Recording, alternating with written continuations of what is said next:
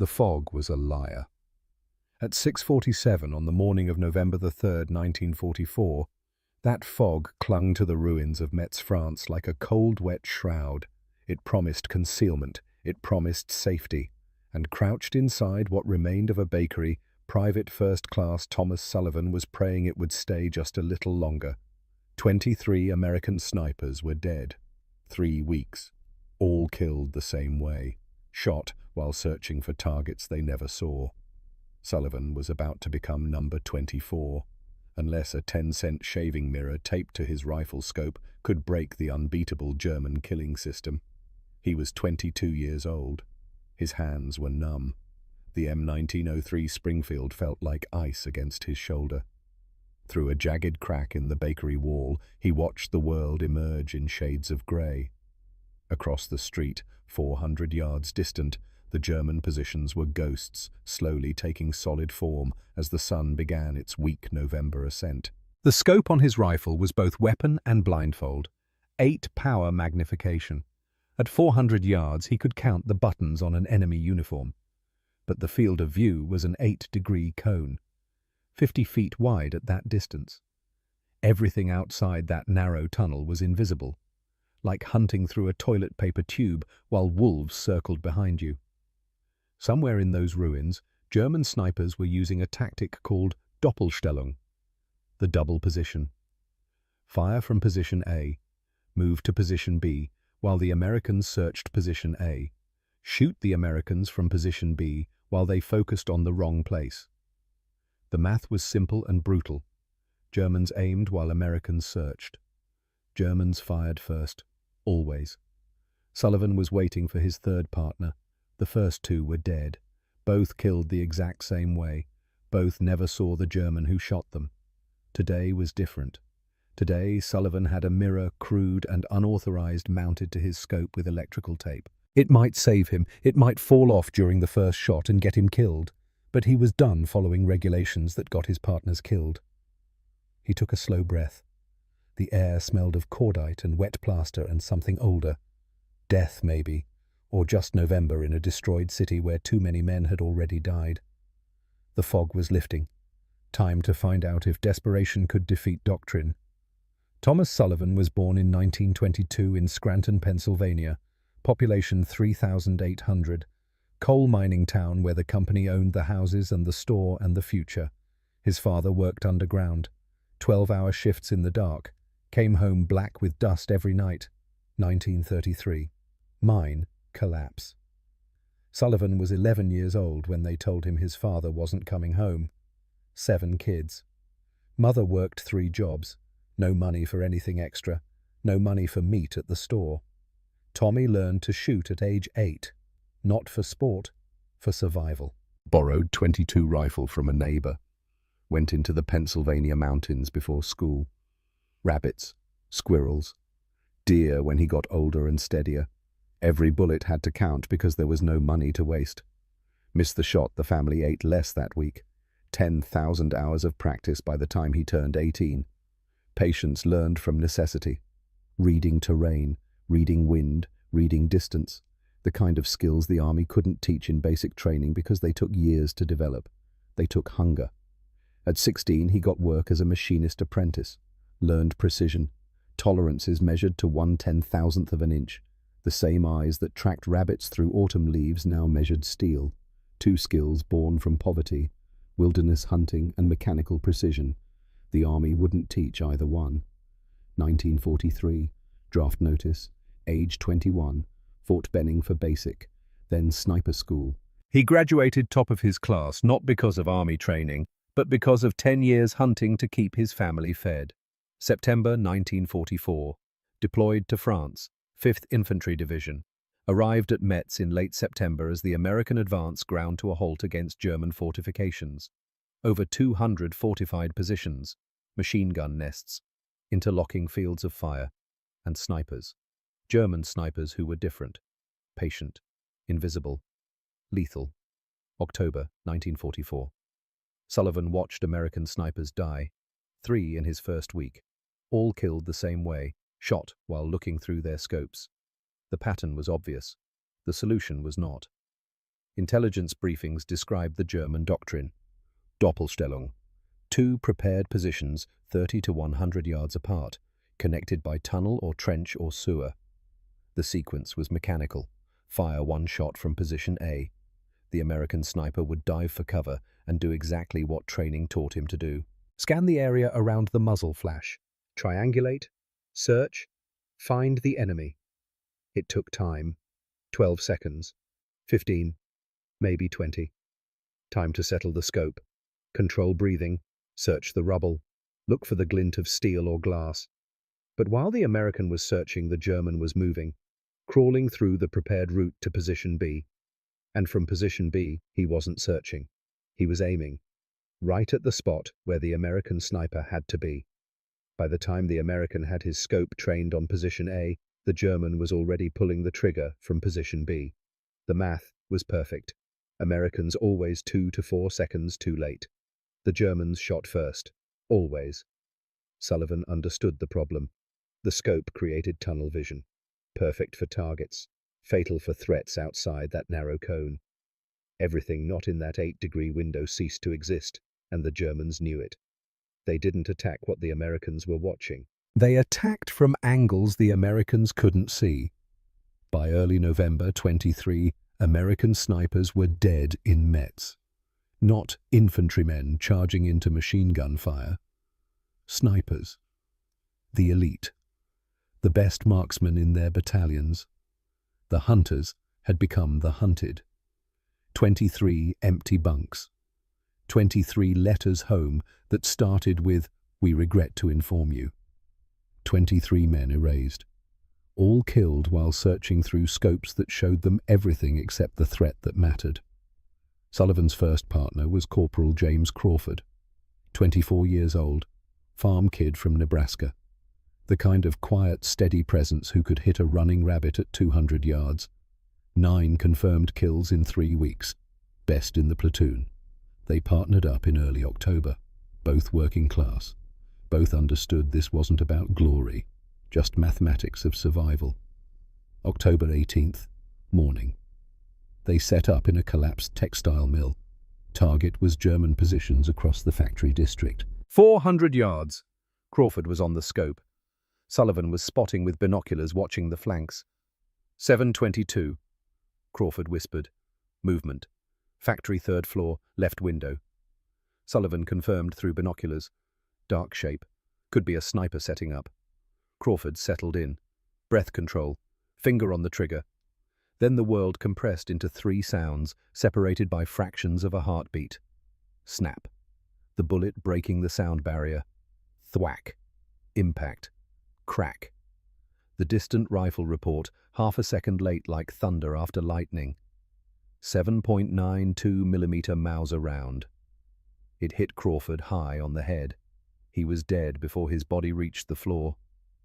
He had been scanning forward when the shot came from the flank. A side window 400 yards away at a 90-degree angle from where he was looking.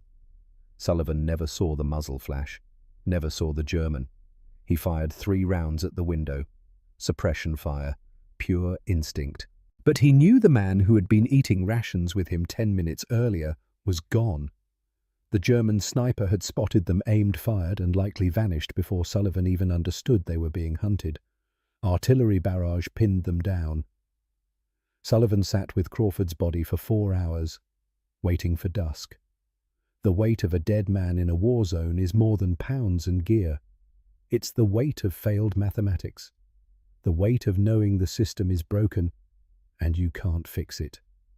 That night, Sullivan carried Crawford back through the ruins, 160 pounds plus equipment. His arms shook. It took 40 minutes. Command sent a replacement the next morning. The mission continued. The line had to be held. Sullivan couldn't sleep. He replayed the sequence endlessly. Crawford had been looking through his scope. 8-degree cone focused 400 yards forward on the factory. The German shot from the flank. Same distance, different angle. Crawford never had a chance to turn his scope. The scope had killed him as much as the bullet. Sullivan interviewed survivors from other teams. The pattern was always identical. 23 American snipers dead in Metz, all killed while searching for targets, all shot from angles they weren't watching. None ever saw their killer. Perfect magnification created perfect vulnerability. With current tactics, American snipers could not win. They could only delay their death. Refusing missions meant court-martial. Sullivan was trapped in a mathematical certainty. He would die like Crawford. The only question was, when? His second partner arrived on October 21st. Private First Class Robert Chen, 23 years old. From San Francisco, Chinese-American with sharp eyes and steady hands and a bit of city swagger. 12 confirmed kills. An artist with the Springfield. Different from Crawford. Not quiet farm patience, but calculating urban speed. They worked together for 8 days, whispered conversations in the dark, shared stale bread, watched each other's backs. Chen joked about California beaches, opening a restaurant after the war. Sullivan actually started to believe they might both survive. October 29th, 11 days after Crawford. New sector. Rubble near a trench line. German positions in a destroyed apartment complex 350 yards away. 8:14 in the morning. Sullivan was spotting. Chen was on the scope scanning windows for movement. Chen whispered, "Got something. Top floor right corner." Then the sequence. The 3 sounds Sullivan would hear in nightmares for the rest of his life. Snap. Thwack. But this time the sound was different. Wet. Chen dropped the scope, looked at Sullivan, confused, tried to speak.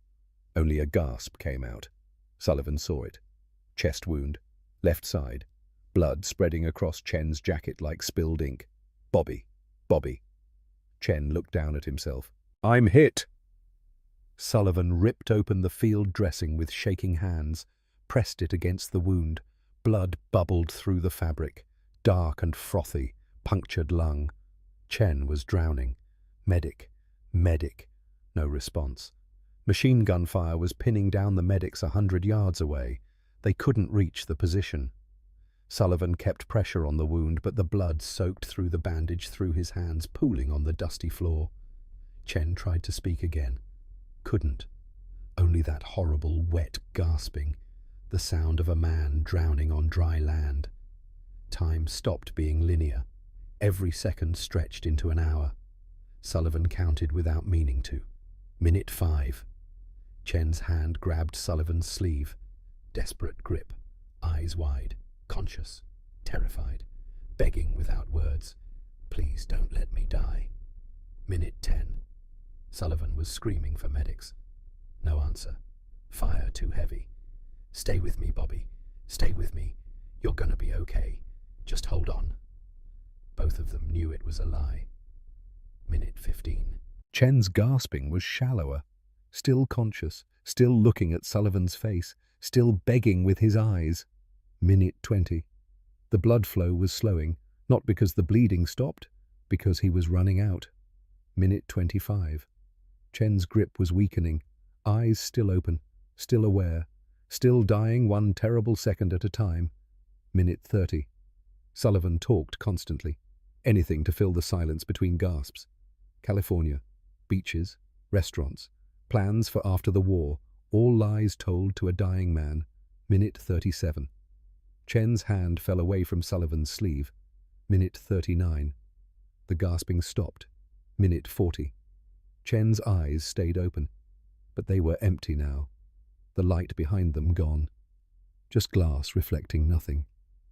The medics arrived at minute 42, pronounced him dead, then left because there were living men who needed help more than corpses needed comfort. Sullivan sat alone with the body. Blood covered his hands, his jacket, his pants. Chen's face was still surprised, still scared, still 23 years old. The German sniper had been concealed in a pile of rubble 350 yards away. Perfect hide. A small hole in a mountain of bricks. He was long gone. Probably been watching them for an hour before taking the shot. That night, Sullivan didn't eat. Didn't clean the blood off his uniform. Sat in the dark staring at his rifle. The pattern was complete now, unbreakable. 1. American sniper sets up position. 2. American sniper searches through scope. Tunnel vision. 8-degree cone. 3. German sniper already positioned fires from the flank. 4. American sniper dies. Crawford died instantly. Chen died over 40 minutes. Both died the same way, looking through a scope while a German watched from an angle they couldn't see. Sullivan was alone now, sniper without a spotter. Command said a new partner was being transferred. Sullivan knew the truth. They were just assigning him a new man to watch die. He was number 24 on the list. He just didn't know the date yet. 2 choices: continue missions and die like Crawford and Chen, or solve the unsolvable problem. He chose the second option. He had no idea how. November 2nd, night. Sullivan was cleaning his kit, not his rifle. That was already immaculate. His personal gear. He opened his shaving bag. Bar of soap, worn razor, and a 4x6-inch mirror. Standard military issue. Metal frame. Scratched, but still reflective. He picked it up, stared at his own reflection. 22 years old, but looking 40. Exhausted. Haunted by 2 faces that would never leave him. He looked from the mirror to his rifle lying on the cot, from the rifle back to the mirror. An idea formed. Insane, desperate, brilliant. What if he could see behind him while still looking forward, mount the mirror to the scope? Use peripheral vision. See flanking threats while maintaining target acquisition. It was completely against regulations. Modifying precision sniper equipment without ordnance approval was court-martial offense. Minimum punishment was dishonorable discharge. But Crawford was dead. Chen was dead. 23 men were dead. Sullivan didn't want to be number 24. He worked alone that night. 3rd floor of a ruined hotel. 1:45 hours. Single dim flashlight. He could see his breath fogging in the cold beam. From his pack he pulled the mirror, the electrical tape salvaged from signal core wire. Knife, wire cutters, not precision tools, the tools of a desperate man. He set the Springfield on a makeshift table of broken furniture. The scope sat 3 inches above the barrel. The mirror had to be positioned where he could see it while his eye was pressed to the scope. But it couldn't block his sight picture, couldn't interfere with the bolt operation. 20 minutes of trial and error. Hands going numb, testing positions. Too high, and he had to lift his eye from the scope. Fatal. Too low, and it blocked the bolt. Too far forward, and the angle was useless. Finally, he found it. Left side of the scope. 45-degree angle. 8 inches forward of his eye position. From there, when he looked through the scope, he could see the mirror in his left peripheral vision. A tiny flickering image. A fractional shift of his eye, not his head, and he could see his flank, see behind him. His hands were shaking as he began installation, not from the cold, from the terrible gravity of what he was doing. This violated everything. Unauthorized modifications, altering military property. But Chen's face kept appearing in the dim light. Chen gasping for air, blood bubbling from his chest, dying slowly while Sullivan watched helpless. Chen had been looking forward. The German shot him from the side. If Chen had been able to see that flanking angle, he might still be alive. Sullivan cut strips of electrical tape, wrapped them around the mirror frame for cushioning, wrapped more around the scope tube for grip. The mirror had to stay in place during recoil, couldn't shift, couldn't rattle. It took 40 agonizing minutes. Twice the mirror fell clattering against the broken floor. Each time his heart pounded. If anyone heard, if an officer investigated, he would be in irons before morning. Finally it held. He shouldered the rifle, pressed his eye to the scope, aimed at a dark stain on the far wall, glanced left. The mirror showed him the doorway, the hallway behind him, his entire rear arc. It worked. He ran the tape around the frame 3 more times, securing it tight, making it solid. The modification looked crude. Obviously not factory equipment. Any officer who inspected the rifle would see it instantly. But Sullivan didn't plan on letting officers inspect his rifle. He cleaned up the tape scraps, put away his tools. 0445, 440. In 5 hours, he would be moving to a new position in the industrial district. German snipers owned that sector. 3 Americans had been killed there in the past week. Tomorrow, Sullivan would find out if a 10-cent piece of glass could change the mathematics of death.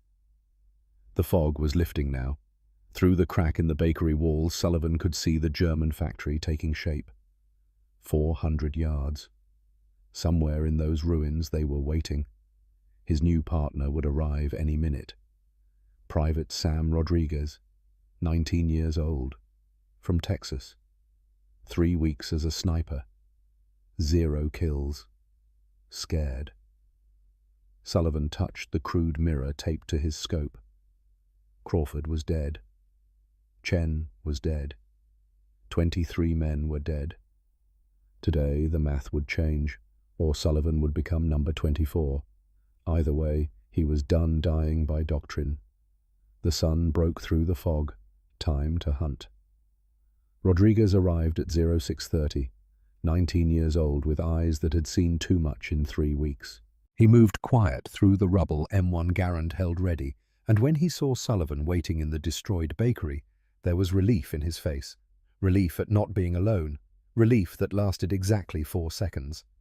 That was how long it took Rodriguez to notice the contraption taped to Sullivan's rifle scope. He stopped, stared.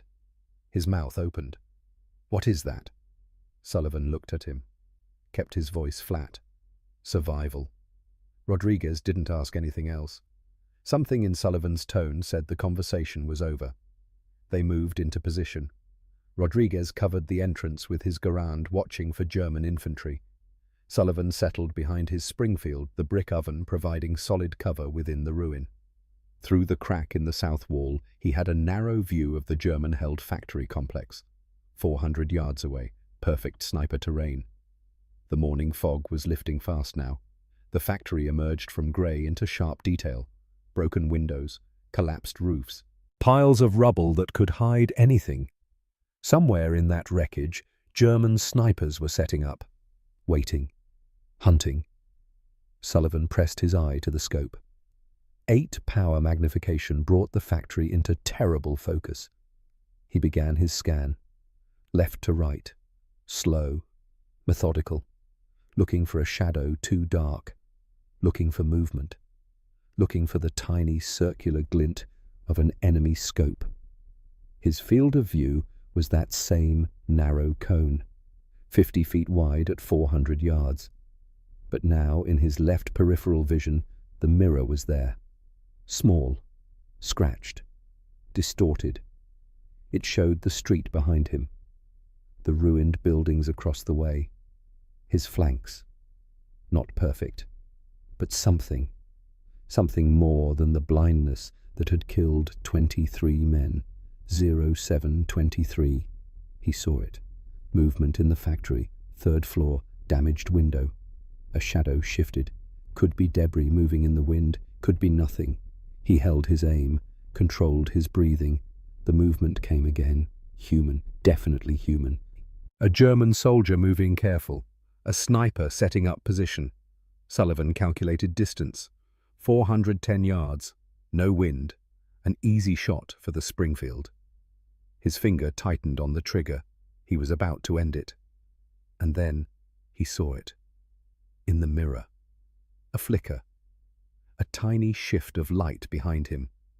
Sullivan did not move, did not turn his head, kept his eye glued to the scope, his rifle aimed at the factory, but his attention snapped to the mirror like a compass finding north.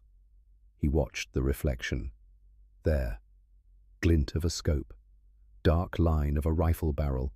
A German sniper in the building behind them. 3rd floor. Left window. Aiming directly at the crack in the bakery wall where Sullivan was positioned. The German had been watching them for minutes, was right now taking his last breath before pulling the trigger. This was the exact moment Crawford died. The exact moment Chen died. Focused on a target to the front, while a flanking sniper prepared the kill shot. But Sullivan saw him. The mirror worked. He kept his rifle locked on the factory, whispered, barely breath. Rodriguez, German sniper, building behind us. Third floor left window, aiming at us right now. Rodriguez didn't flinch, didn't panic, just moved smooth and slow. Brought the M1 Garand up, aimed toward the building behind them. Found the window. Rodriguez whispered back, "I see him." Sullivan's voice was steady. "On my count. I take the one in the factory. You take the one behind us. 3, 2, 1. Fire." The Springfield cracked. The recoil slammed into Sullivan's shoulder like a mule kick. 410 yards. Through the scope, he saw the German in the factory jerk backward. Hit center mass. The man fell out of view. The instant Sullivan fired, Rodriguez fired. The M1 Garand roared. The 30-06 round punched through the window frame behind them. The German sniper, the one who had been seconds from killing Sullivan, slumped forward. His rifle tumbled from the window, clattered into the street below. 2 shots, 2 kills, 5 seconds. Sullivan worked the bolt. The spent casing ejected hot and spinning. He loaded a fresh round, scanned through the scope again. The mirror showed no more threats. Clear. Rodriguez was breathing hard, adrenaline dumping through his system. He stared at Sullivan with something like awe.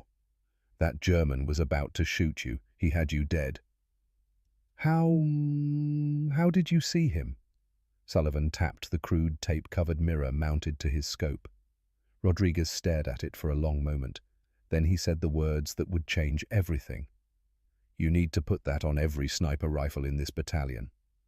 The engagement that morning lasted 4 hours and 43 minutes. Sullivan's team eliminated 6 German snipers. Sullivan got 4. Rodriguez got 2. And the mirror saved their lives 3 more times beyond that opening double kill. 0834. American infantry was preparing to advance across the street below their position. 30 men getting ready to cross open ground. Sullivan was scanning Overwatch when the mirror caught movement. A German team on a rooftop 250 yards behind the American position, setting up an MG-42 machine gun. If that gun opened fire, 30 Americans would be caught exposed in the street. A slaughter, Sullivan called it.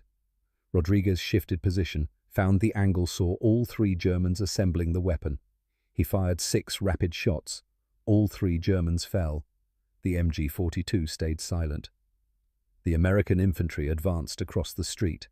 Never knew they had been seconds from an ambush.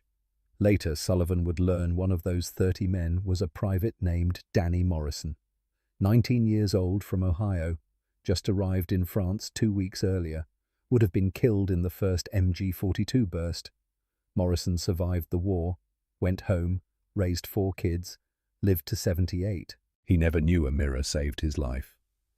0947. A sniper duel was developing 200 yards to Sullivan's left. An American team sergeant, Mike Reynolds, and his spotter was engaged with a German sniper in the church ruins 500 yards out. Reynolds was focused on the church. Didn't see the second German sniper flanking from a warehouse. 350 yards. Sullivan saw him in the mirror.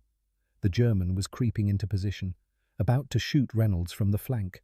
The exact tactic that killed Crawford. Sullivan swung his rifle, tracked the target through his scope. The German was settling into position, raising his rifle toward Reynolds. Sullivan fired. The German dropped. Reynolds never knew a second sniper had existed, never knew he had been seconds from death. Reynolds survived Metz, survived the war, returned to Montana, became a sheriff, raised 3 daughters, taught them all to shoot, lived to 81. He never knew Sullivan's name. 1047. An American officer was doing reconnaissance near the factory. Lieutenant James Parker with 2 scouts. Exposed. 300 yards from Sullivan's position. A German sniper team spotted them. 2 Germans. Coordinated shot. Both aiming at Parker. Sullivan saw one through his scope. Factory window. Rodriguez, watching the mirror, saw the second. Adjacent rooftop. Parker was standing exposed, studying a map. Didn't see either threat. 2 targets. Simultaneous. I got factory. You got roof. Rodriguez confirmed. Roger. 3, 2, 1. Fire. Double shot. Both Germans down. Parker never flinched. Never knew he had been in 2 sets of crosshairs at once. Parker survived the war, returned to Philadelphia, became a high school teacher, taught history for 35 years, inspired hundreds of students, lived to 84, never knew a crude mirror, and 2 quick shots saved his life. By 11:30 hours, the engagement was over. 6 German snipers eliminated. 0 American casualties in Sullivan's sector. The statistics were impossible. Normal engagements in Metz ran 1 or 2 kills with 50% casualty rates. Sullivan's team had 6 kills and walked away without a scratch. By 1400 hours, word was spreading. Other sniper teams heard the numbers and wanted to know how. Rodriguez told them about the mirror. That evening, the first convert found Sullivan. Sergeant Frank Wilson, 28 years old, from Montana. Experienced hunter who had lost 2 partners in 3 weeks, both killed by flanking shots they never saw coming. Wilson had heard about Sullivan's 6 kills and 0 casualties. Impossible numbers. He found Sullivan in the ruined hotel where the snipers sheltered. How 6 kills, 0 casualties, 4 hours. How did you do it? Sullivan showed him the mirror. Wilson stared at it for a long time. When he spoke, his voice was quiet. That's against every regulation in the book. Sullivan met his eyes. Crawford is dead. Chen is dead. 23 men are dead. You want to follow regulations, or do you want to survive? Wilson took a breath. Teach me. That night, in the same dark room where Sullivan had built his first mirror, he installed one on Wilson's rifle, showed him the angle, the position, how to use peripheral vision instead of turning his head, how to coordinate with his spotter. Wilson tested it, looked through the scope, glanced at the mirror, saw his entire rear arc appear in that scratched reflection. It's perfect. I should have thought of this. Sullivan's voice was flat. You didn't watch your partner drown in his own blood for 40 minutes. Wilson went silent. The next morning, Wilson's team engaged German snipers near the cathedral. Wilson spotted 2 using the mirror. Both were positioning for flanking shots. He eliminated both before they could fire. That night he came back talking fast, eyes bright. The modification saved my life. I saw them before they saw me. They never had a chance. He told every sniper he knew. By November 8th, Sullivan had installed mirrors on 9 rifles. The modifications spread like wildfire, sniper to sniper, team to team. Men stopped waiting for Sullivan. They started making their own mirrors using whatever they could scavenge from the ruins. Broken window glass polished smooth, belt buckles buffed to a shine, chrome ripped from destroyed vehicles, pieces of shattered picture frames. One farm boy from Iowa used leather straps cut from a German gas mask case to mount his mirror. The methods varied, the materials were improvised, but the principle was always the same. Give the hunter 360-degree vision. Break the tunnel vision that killed 23 men. The statistics started to shift. October before the mirror. American sniper kill ratio was 1-2. Lose 2 Americans for every 1 German killed. 23 American snipers killed in action in Metz. The German Doppelstellung doctrine was undefeated. Early November, as the mirror spread, the ratio shifted toward 2-1. American casualties dropping, German tactics starting to fail. Mid-November, with mirrors on every rifle in the battalion, kill ratio hit 4-1. 4 Germans killed for every 1 American lost. German snipers were avoiding engagement. The tactical advantage wasn't just shifting, it was being conquered. November 10th. Captain Robert Hayes came to inspect. Hayes commanded the battalion's sniper platoon. Career Army. 12 years in service. He knew every manual, every regulation, every protocol by heart. He was a by-the-book officer doing a by-the-book inspection, checking equipment, verifying rifle zeros, making sure his men were maintaining standards. He climbed the stairs to Sullivan's position in a bombed-out church tower. Saw Sullivan, saw Rodriguez, and saw the mirror taped to the Springfield. He stopped, stared at it for 10 silent seconds. What is that? Private Sullivan's stomach dropped. This was it, the court-martial, everything he had feared. Before he could answer, Rodriguez spoke up. It's a mirror, sir, a modification. Rodriguez explained everything, Fast and clear. Crawford's instant death, Chen's 40-minute agony, the German flanking tactics, how the mirror let them see threats outside the scope's field of view, how it had saved their lives multiple times. He finished with the truth. It's completely unauthorized, sir. But it works. Hayes looked at Rodriguez, looked at Sullivan. Then he walked over to the rifle. Didn't yell, didn't threaten, just examined the crude tape, tested the angle of the mirror. Then he bent down and put his eye to Sullivan's scope, glanced at the mirror, saw what it showed. He stood up. His face was unreadable. When he spoke, his voice was quiet. "How many rifles have this modification?" Sullivan's throat was dry. "9, sir, including mine." Hayes was silent for another long moment. Sullivan prepared himself for a rest, for irons, for the end of everything. Then Hayes said something Sullivan never expected. "By tomorrow morning, I want every sniper rifle in this battalion to have one. That's an order, Private." He looked directly at Sullivan. "I'll handle the paperwork. You focus on keeping my men alive." Sullivan stood there stunned. Hayes, the man who lived by regulations, had just made an unauthorized court-martial-worthy field modification official battalion policy. Hayes understood something that the officers in the rear never would. Regulations were ink on paper. His men were blood and bone. In October, Hayes had written 23 letters to families, 23 men dead under his command following official doctrine. Now Sullivan's violation had produced survival rates that were impossible under the regulations. Hayes was willing to risk his career to save his snipers. "If High Command wants to court-martial me for this," he told Sullivan, "then so be it.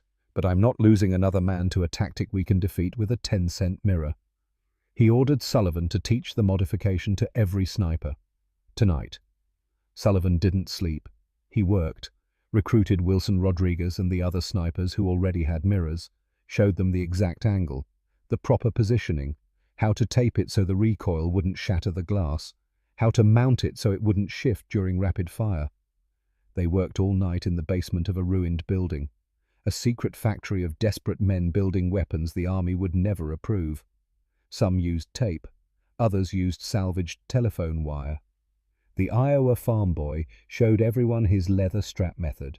Nobody cared about standardization, they cared about survival. By the morning of November 12th, every sniper in the battalion had a mirror on his rifle. The German snipers walked into a buzzsaw.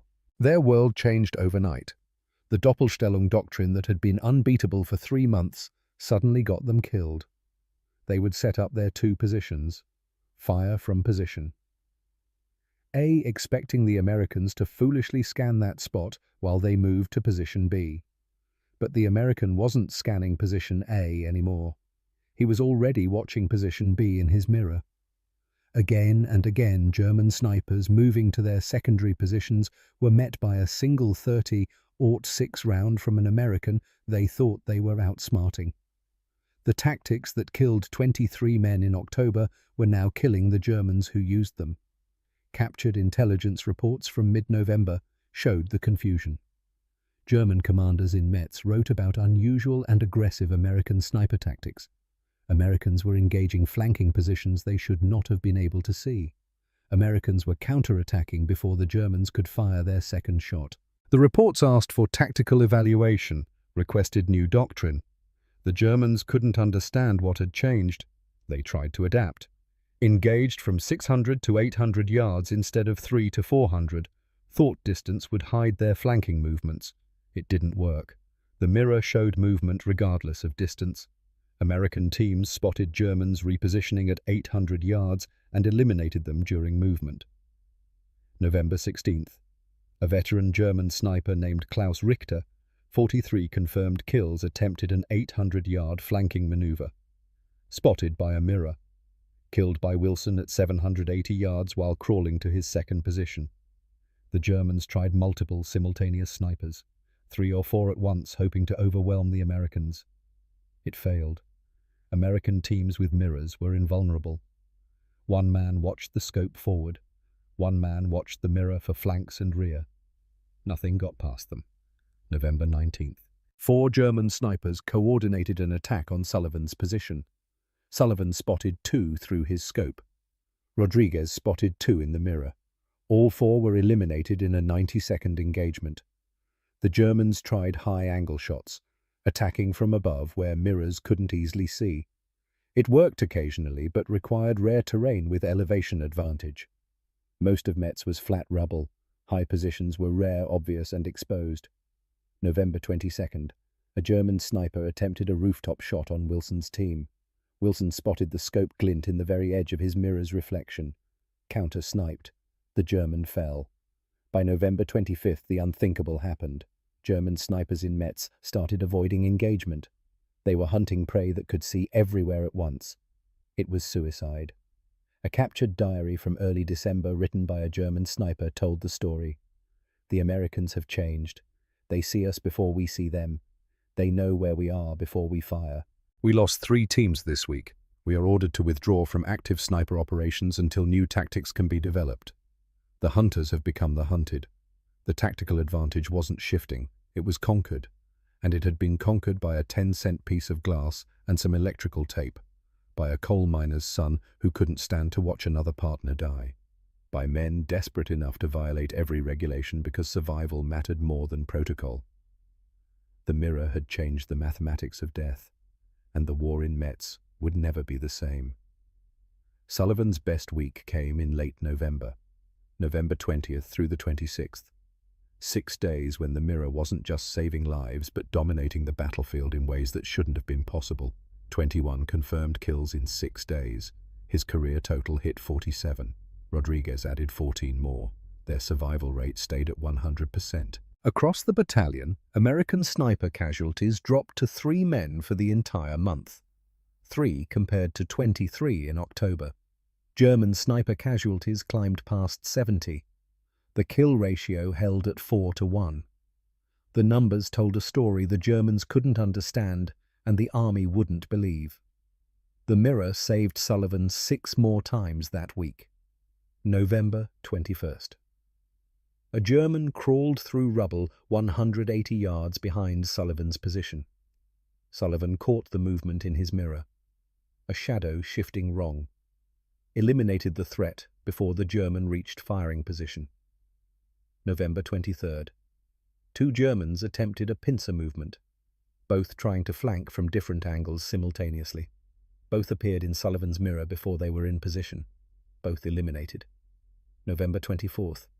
Sullivan saw a scope glint in his mirror. A German sniper 2 seconds from firing. Sullivan dropped, returned fire blind. The German died before pulling his trigger. November 26th. High-angle shot. A German on a rooftop. The bullet passed 6 inches from Sullivan's head. Close enough to feel the pressure wave. The mirror showed the muzzle flash. Rodriguez returned fire. The German fell. November 28th. The mirror reflected movement in a destroyed basement. Sullivan spotted a German team positioning a Panzerfaust anti-tank weapon. American armor was rolling up the street. Sullivan eliminated both Germans before they could fire. Saved a Sherman tank and its 5-man crew who never knew they'd been targeted. December 1st. 3 German infantry tried to flank during an artillery barrage. The mirror caught them moving through smoke. Sullivan's team withdrew before the ambush could spring. Lived to fight another day. 6 times. 6 moments when Sullivan should have died. 6 times the mirror gave him seconds he wouldn't have had. Crawford and Chen didn't get those seconds. 23 men didn't get those seconds. But Sullivan did. And so did Wilson, and Rodriguez, and Morrison, and Reynolds, and Parker, and 40 others whose names Sullivan would never know. December 8th brought the last German sniper in Metz who refused to quit. Hauptmann Ernst Weber, 34 years old, veteran of the Eastern Front with 67 confirmed kills. While other German snipers withdrew from active operations, Weber stayed. He was too experienced, too proud, or too stubborn to run from Americans with mirrors. Weber studied American behavior, realized they were somehow seeing flanking positions. He didn't know about the mirrors. Couldn't know. The innovation was too crude, too simple for a trained German officer to imagine. But he knew the Americans had changed, so he adapted, stopped using flanking tactics, Attacked only from positions the Americans were already watching. No surprise angles. Direct duels only. Sniper against sniper. Skill against skill. 0847. Sullivan positioned in factory ruins. German fortress complex 500 yards distant. Rodriguez spotting, both scanning, movement, factory window, a German sniper settling into position, but something was wrong. The movement was too obvious, too easy. Sullivan aimed but held fire. Watched. The German appeared briefly in the window, then disappeared. Testing. Probing. For 2 hours it was cat and mouse. Weber appeared in different windows, never long enough for a clean shot. Testing Sullivan's patience, waiting for Sullivan to commit, waiting for the muzzle flash that would reveal Sullivan's exact position. Sullivan didn't bite. Knew this one was good. Experienced. First man to fire would give away his position. So he waited. Rodriguez whispered, "Why don't you shoot? He's good. Wants me to fire first. The moment I shoot, he'll see the muzzle flash. We'll know exactly where we are. So what do we do? Wait. He'll make a mistake eventually." 10:47. Weber made his mistake. Shifted position to a window with a better angle. The movement took 3 seconds. Brief. But Sullivan saw it. More importantly, the mirror showed a second German sniper positioning on a rooftop behind Weber's location. Sullivan understood immediately. Weber wasn't alone. 2-man team, standard German doctrine. If Sullivan shot Weber, the second sniper watching from a different angle would shoot Sullivan. Classic Doppelstellung, but without the movement between positions. Both Germans already in place. 2 Germans, 1 in factory window, 1 on roof behind factory, are 2 o'clock, 550 yards. Rodriguez found the second German through his binoculars. "I see him. Same drill. Simultaneous shots. I take window. You take roof." Rodriguez shifted. M1 Garand aimed at the rooftop. Sullivan settled his scope on Weber's window. Weber was partially visible. Not a clean shot. Sullivan had to wait, had to be patient. Weber shifted again. Clean exposure. 2 seconds of vulnerability. 3, 2, 1. Fire. The Springfield cracked. Weber jerked, hit high chest, fell back from the window. The instant Sullivan fired, Rodriguez fired. The rooftop sniper who had been tracking Sullivan's muzzle flash and was about to pull his trigger took a 30-06 round through the head, tumbled from the roof like a broken doll. Both down. Sullivan worked the bolt, scanned, mirror clear, no more threats. Rodriguez looked at him. Last one hoped so. Later intelligence confirmed it. Weber was the last active German sniper in Metz. His death ended German sniper operations in the sector. The hunters had been hunted to extinction, and they'd been beaten by something they never understood. A piece of glass that let Americans see everywhere at once. But victory came with a price Sullivan didn't see coming. December 20th. A training inspector arrived from the rear echelon, lieutenant colonel from the Ordnance Department. Came to inspect equipment and verify standards. He saw the crude mirrors on the rifles, and his face went white with rage. Within 24 hours, he had written a scathing report.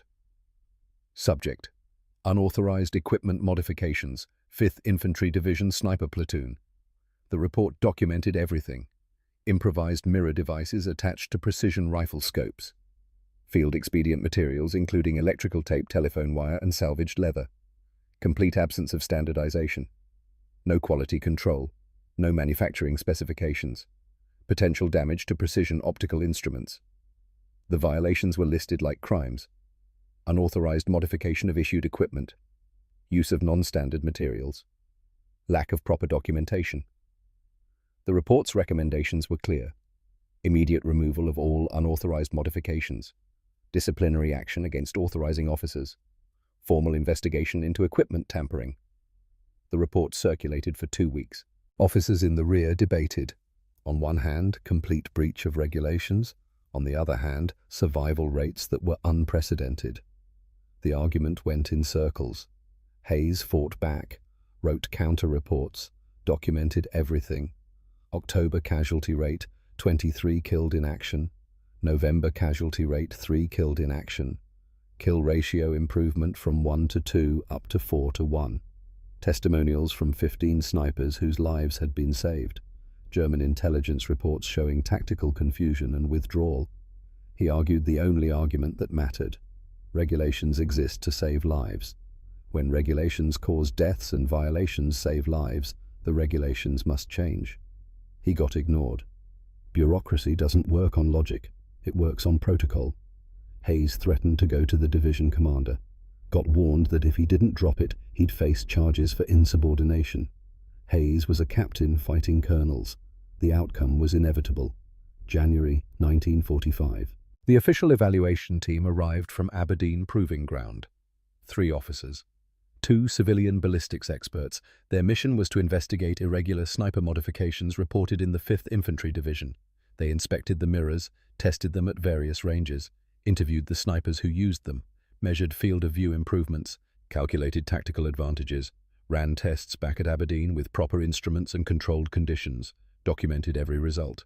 January 18th. The official report. Subject: Peripheral Vision Enhancement Device. Evaluation results. The Aberdeen Proving Ground Evaluation Team has completed assessment of field-modified optical enhancement device discovered in 5th Infantry Division. Finding: Device provides significant survivability improvement for sniper teams operating in urban environment with significant flanking threats. Technical assessment: Simple mirror mounted to rifle scope housing at 45-degree angle provides approximate 140-degree field of view enhancement. Allows operator to maintain primary target acquisition while monitoring threat vectors outside normal scope field of view. Recommendation: Immediate integration into sniper doctrine with standardized mounting brackets and manufacturing specifications. Recommend production and distribution to all sniper units. Design team: Aberdeen Evaluation Team, January 1945.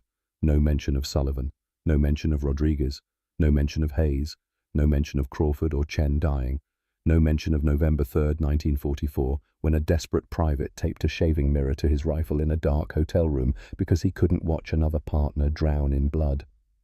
The official record said Army evaluators identified the problem and developed the solution. Sullivan's name was erased. His innovation was stolen by committee. Institutional theft wrapped in official language and stamped with approval. February 1945. Hayes called Sullivan to his office. Hayes was furious. Threw the report on the desk. They stole it. The evaluation team. They're taking credit for your innovation. He showed Sullivan the official report. Sullivan read it.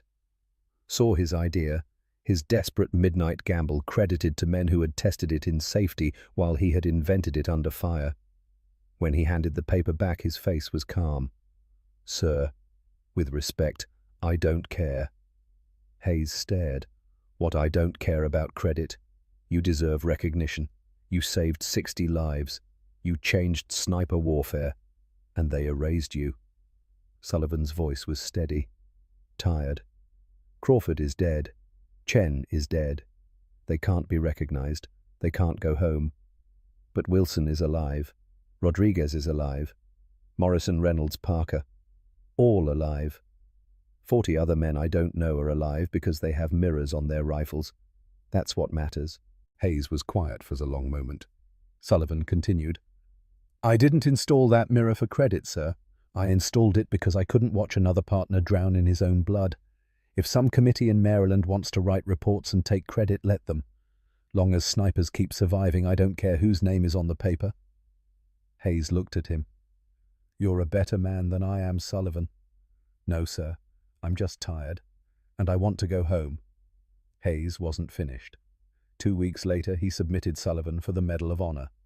The citation detailed the mirror innovation. The 60 lives saved, the complete reversal of tactical advantage in Metz. Higher command was embarrassed.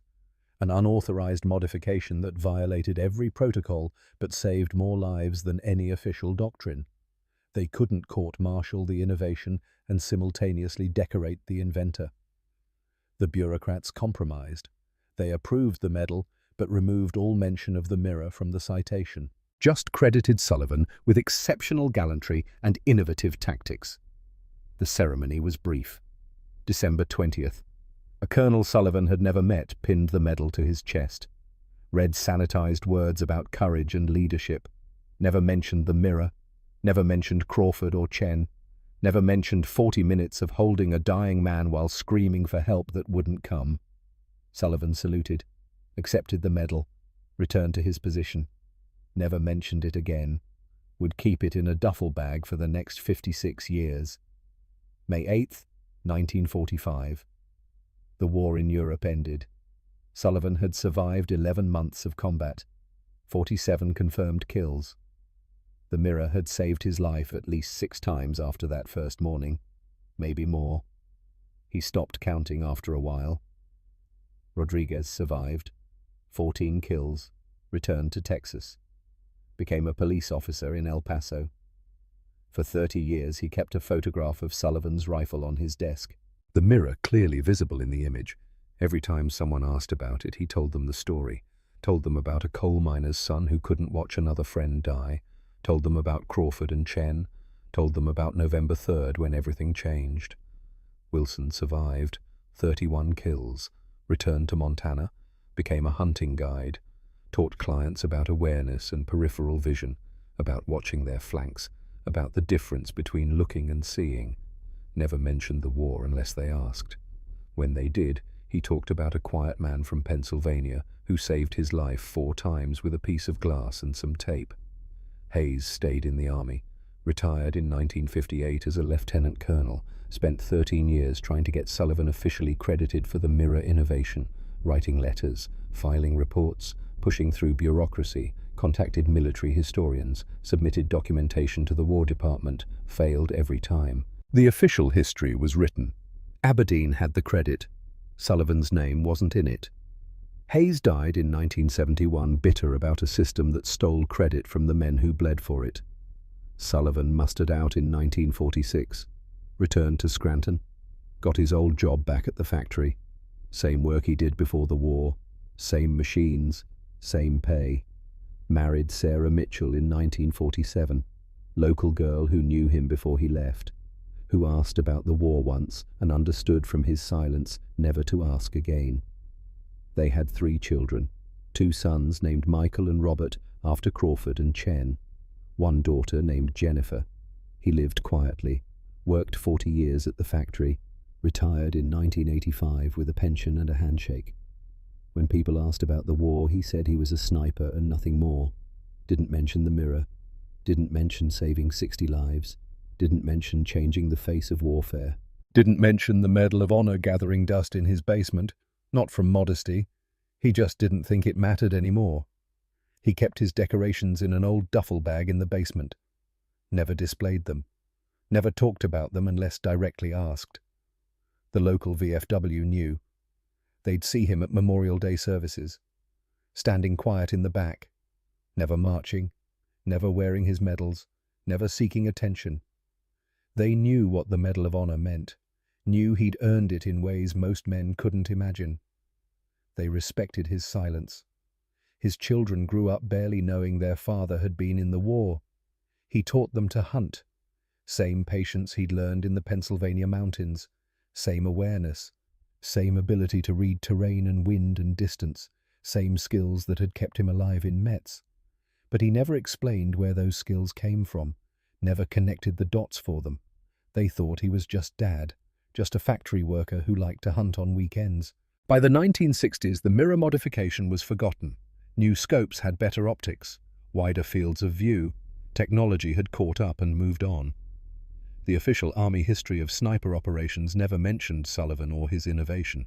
His contribution had been erased, not by malice, just by time, by bureaucracy, by the simple fact that field modifications aren't considered historically significant. Official developments are what get remembered. Official developments get the plaques and the recognition. Field expedients get forgotten.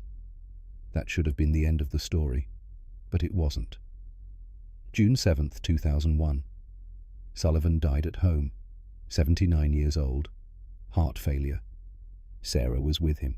His children were there, Michael and Robert and Jennifer. It was peaceful, quiet, the way he'd lived since coming home 55 years earlier. No pain, no drama, just a quiet man going quietly home. The obituary in the Scranton Times was short. Thomas Sullivan, 79 factory worker and World War II veteran, died June 7th. Survived by his wife Sarah, children, Michael, Robert and Jennifer, and 7 grandchildren. Service at St. Mary's Church, June 10th, in lieu of flowers donations to the local VFW. A good man who worked hard and loved his family. The standard words for a standard life. Nothing about Metz, nothing about the Mirror, nothing about 60 lives saved, just another veteran going home. The funeral was small. Family, a few friends, neighbours who'd known him for decades, guys from the factory, veterans from the VFW. The minister spoke about a good man who worked hard and loved his family, who served his country, who lived with dignity and died with grace. Standard eulogy. True words that missed the real story. People began to leave. Sarah and the kids stood by the casket, saying quiet goodbyes. 4 old men appeared at the church entrance. Sullivan's family didn't recognize them, all elderly. 70s and 80s, all wearing veteran caps, different units, different states, all standing together like they'd planned it, like they'd travelled a long way for this moment. Sarah looked at her children, confused. Michael shrugged. Robert shook his head. None of them knew who these men were. The 4 men waited until the family came outside, patient, respectful. Then the first one stepped forward, Hispanic man, aged but standing straight, tears already running down his face. He looked at Sarah. Mrs. Sullivan. My name is Sam Rodriguez. I was your husband's partner in November 1944. Sarah's face showed confusion. Tom had rarely mentioned the war, never mentioned names, never told stories, just silence for 55 years. Rodriguez continued, voice shaking. Ma'am, your husband saved my life. I was 19 years old. German sniper had me dead to rights. Tommy's invention. A mirror he taped to his rifle scope. Let us see the German before he saw us. I've lived 57 years since that day. Raised 4 children. Had a career. Met my grandchildren. Walked my daughter down the aisle 3 months ago. All because of what your husband invented in the dark with a 10-cent mirror and some tape. The second man stepped forward. Older. Weathered face. Montana accent. Frank Wilson, ma'am. Montana. Tommy installed a mirror on my rifle in November 44. Saved my life 4 times. 4 times I should have died. German snipers had me cold. I got to raise my kids, walk my daughters down the aisle, meet my grandchildren, all because Tommy Sullivan couldn't stand to watch his friends die anymore. The third man. Thin, quiet voice, Midwest accent. Danny Morrison, Ohio. I never met your husband, ma'am. November 1944. I was infantry private, crossing a street in Metz. German machine gun team was setting up behind our position. Would have killed 30 of us. Tommy's partner spotted them in the mirror Tommy invented. Tommy killed them before they could fire. I didn't know about it until 40 years later when a historian told me the story. Your husband saved my life and I never even knew his name until 1987. The 4th man, oldest of them all, leaning on a cane, voice strong despite his age. Mike Reynolds. I was sniper like Tommy. November 44. German was flanking me. Same tactic that killed 23 American snipers that month. Tommy saw him in his mirror. Killed him before he could shoot me. I survived the war. Became sheriff in Montana. Raised 3 daughters. Taught them to shoot. Taught them about awareness. About watching their flanks. Lived to 81. All because Tommy Sullivan saw a German I couldn't see. Sarah was crying. Her children stood silent, learning about a man they thought they knew. Their father had never told them any of this. Never mentioned saving anyone. Never mentioned the mirror. Never mentioned Crawford or Chen. Never mentioned changing warfare. Never said a word about any of it. Just went to work every day and came home every night and was dad. Just quiet Tom who didn't talk much about the old days. Rodriguez spoke again, his voice breaking. Mrs. Sullivan, we read about his death in the Veterans newsletter. We drove hundreds of miles to be here. Sam from Texas, me from Montana, Danny from Ohio, Mike from Montana. We had to come, had to make sure you knew. Your husband was a hero, not for killing Germans, for saving Americans, for saving us. The four old men stood at attention, backs straight despite their age. Then slowly, with military precision, they raised their hands in salute. Held it for 10 long seconds. Formal. Perfect. A final goodbye to a man who saved their lives. Lowered their hands. The army never recognized what he did, Rodriguez said. They took credit themselves. Put it in official reports under their own names. Aberdeen Proving Ground. Evaluators who tested the mirror in safety while Tommy invented it under fire, while he watched his partners die. But we know. The 60 of us who survived because of his invention. We know. We told our children. We told our grandchildren. Tommy Sullivan's name lives in our families, even if it doesn't live in army records. Wilson spoke, his voice rough with emotion.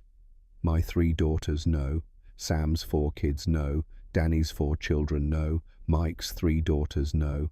That's 14 children who exist because your husband invented something the army said was illegal, something he could have been court-martialed for. Probably 100 grandchildren by now, maybe more. Generations that exist because a coal miner's son from Pennsylvania couldn't watch another friend die. That's his legacy, Ma'am. Not medals, not plaques. Lives, families, generations. Morrison pulled out a photograph, handed it to Sarah. Black and white, faded. 1944. Sullivan's rifle. The mirror clearly visible. Crude tape holding it to the scope. We each have a copy, Morrison said quietly. This is history. Real history. Not the sanitized version in the official reports. This is what actually happened. What your husband actually did. They left quietly after that. 4 old men who'd traveled hundreds of miles, who'd coordinated through veterans' networks, who'd made sure someone in Sullivan's family knew the truth.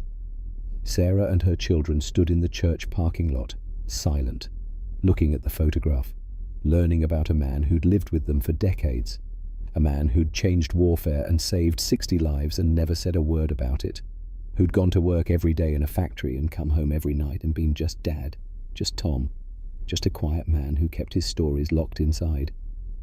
Michael looked at his mother. All those years. He never said anything.